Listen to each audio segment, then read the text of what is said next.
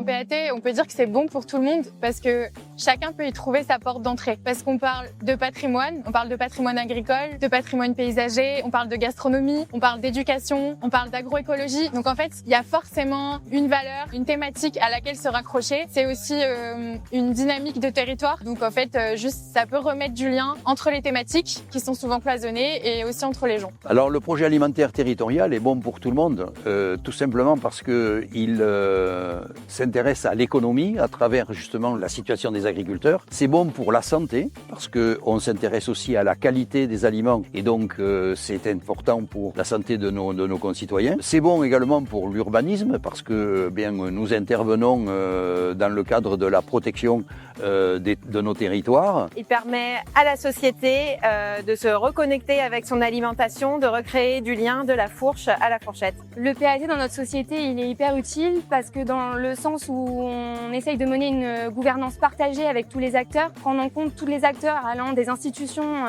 jusqu'aux habitants, c'est encore une fois donner une parole et voir comment on peut agir concrètement et mener des actions pérennes sur le territoire. Prendre en compte les personnes qui sont plus vulnérables, donc les personnes qui sont en précarité alimentaire aujourd'hui, qui n'ont pas forcément accès d'un point de vue économique, mais aussi au niveau de l'information à des produits de qualité, des produits de saison. Pour ce public-là, ça leur permet à la fois d'avoir accès à des denrées de qualité, mais aussi d'être accompagnés en fait en termes d'information et de pratiques culinaires pour ceux qui en ont besoin. Moi, je verrais bien ce niveau réappropriation donc d'une agriculture saine et locale.